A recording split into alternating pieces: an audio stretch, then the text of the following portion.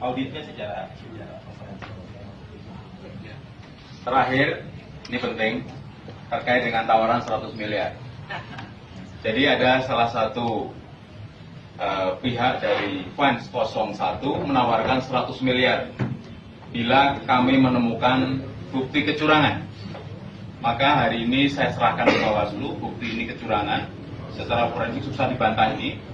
Lalu saya katakan kepada pihak yang menawarkan 100 miliar, saya tantang bola balik sekarang, silahkan uang 100 miliar dititipkan kepada notaris, akan kami bagikan kepada para korban yang meninggal untuk sebagai santunan 500 lebih, lalu kepada yang sakit lebih dari 2.000 akan kami berikan juga santunan untuk pengobatan. Jadi kalau memang serius, kapan kita ketemu, kita menjadi saksi, 100 miliar titipkan kepada notaris kalau memang serius ada uangnya. Tapi kalau memang tidak ada uangnya, silahkan mohon maaf kepada para korban kecurangan.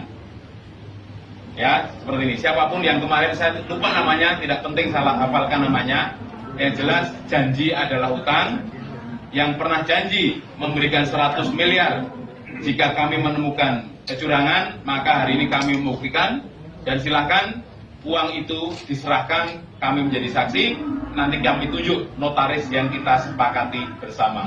100 miliar itu cukup berarti bagi keluarga korban yang meninggal maupun yang ditinggalkan atau keluarga yang mengalami sakit gara-gara menjadi petugas pemilu.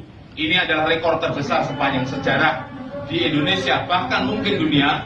Korban meninggal lebih dari 500, korban sakit lebih dari 2.000 atau bahkan lebih dari 3.000. Bahkan kami mengusulkan kemarin, kalau dipandang perlu, maka seluruh jenazah ya yang meninggal misterius, karena kami tidak mendengarkan secara detail penyebabnya apa secara medis, maka jika perlu semua jenazah itu dibongkar untuk dilakukan otopsi kembali supaya tidak ada kecurigaan di antara masyarakat, karena ini rekor terbesar kematian yang dialami oleh Pak Polisi, petugas PPS maupun para saksi maupun para petugas pemilu lainnya.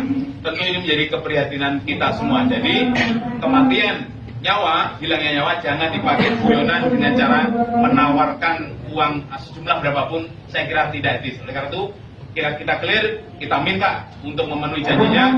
Mulai besok kami terbuka, silahkan kita akan terima dengan baik. Demikian, ada yang pertanyaan silakan. Kalau enggak kita akan lapor. Oh, udah tungguin, oke.